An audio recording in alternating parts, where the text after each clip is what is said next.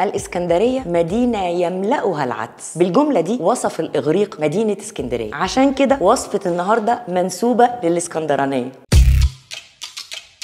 بس خليني اقول لك الاول قبل ما ندخل على الوصفه بتاعتنا ان من اهم المحاصيل اللي زرعها القدماء المصريين كانت العدس، والعدس عملوا منه كميه وصفات كتيره جدا. ولا على عكس كل العك اللي بتسمعوه، الكشري اكله مصريه صميمه. الكشري في صورته البدائيه كان مزيج ما بين القمح والعدس ابو جب اللي هو العدس الاسمر، وكانوا كمان بيضيفوا له الحمص. وفي المتحف الزراعي في فخاريات بتحتوي على الخليط ده، وفي النصوص الدينيه القديمه اتكلمت على الخليط ده وقالت الوصفه بتاعته، وكانوا بيسموه الكشير. واضحه اهي، كشير كشري. ومع ظهور زراعه الرز في مصر في العصور الوسطى ابتدوا المصريين يغيروا الخليط ده، فبدل القمح بدلوه بالرز. وفي رحاله كتير جدا ومؤرخين اتكلموا عن خليط الرز والعدس اللي كان بيتعمل في مصر ودونوه في كتب زي كنز الفوائد في تنويع الموائد. ومع دخول زراعه الطماطم في مصر ابتدى الكشري يتطور على مدار السنين ويوصل للصوره النهائيه اللي احنا بناكلها دلوقتي. نرجع بقى على مدينه اسكندريه واعمل لكم المره دي الكشري الاسكندراني اللي بيتعمل بالعدس الاصفر مش بالعدس ابو جبه. وصفه سهله وبسيطه جدا، وفي محافظات في مصر بتاكل نفس خليط الرز والعدس الاصفر دول جنب السمك، بس احنا المره دي مش هناكلهم جنب السمك. المره دي هنعمل كده اكله خفيفه كده في الايام اللي زهقنا فيها من كتر الطبيخ، وهقول لكم على شويه اصناف جانبيه بتتعمل جنبها بتخليها اكله ووجبه غذائيه متكامله. ورقه وقلم يا ست الكل معايا كده. هتجيبي كوبايه عدس اصفر ومعاها كوبايه رز وتخلطيهم على بعض وتغسليهم غسله محترمه كده وتصفيهم في مصفى. هنجيب بصله كبيره ونقطعها مكعبات مكتوته يعني، وفي حله هتحطي شويه زيت وفوقهم البصله وتبتدي تديها تقليبه كده، وبعدين تنزلي عليها بخليط الرز والعدس، تديله بقى تشويحه حلوه كده مع البصله. حطي ملح وفلفل دي لتقديرك انت المناسب، وبعدين ننزل عليهم بميه سخنه بتغلي، وتبقى الميه ارتفاعها فوق الخليط ده عقله صباع كانك بتسوي رز بالظبط. هتزودي في الميه معلقه واحده من الصلصه عشان يبقى لونها جاي على برتقاني شويه. اول ما الميه تغلي كويس والخليط جواها بيغلي والميه تنزل لحد اول صف من الخليط، تهدي النار خالص وتسيبيه حوالي ربع ساعه، هيكون بعدها استوى وبقى زي الفل. وما تتخضيش لو طلع معجن، في الاغلب كشري العدس الاصفر لازم يطلع معجن. الكشري ده بقى بيبقى جميل قوي لما تسلقي معاه كام بيضه كده وتدحرجيهم في السمنه، ويا سلام بقى لو حمرتي كام صباع بطاطس كده جنبه وعملتي سلطه طماطم مخلله. سلطه الطماطم المخلله بقى هنعملها ازاي؟ هنجيب 3-4 فصوص توم مدقوقين كويس قوي نحطهم في قلب بوله، وفوقها هنعصر ليمونه كبيره ونحط نص معلقه ملح ومعلقه كبيره كزبره ناشفه، ونخلط الخليط ده مع بعض. وهتقطعي الطماطم بالشكل اللي تحبيه، عايزه تقطعي الطماطمايه 4/4، عايزه تقطعيها مكعبات كبيره شويه كده، الشكل اللي تفضليه قطعيها بيه، وابتدي قلبيها مع الخليط اللي عملناه، وقطعي فوقها حزمه كزبره خضراء. ويا سلام بقى لو عملتي جنب الاكله دي بتنجان مقلي كده بالدقه ولا بتنجان مخلل، بس ده هخليه لكم في الحلقه الجايه. جربوا بقى الكشري العدس الاصفر على طريقتي وقولوا لي في التعليقات النتيجه طلعت معاكم ايه، واشوفكم في الحلقه الجايه من الاكل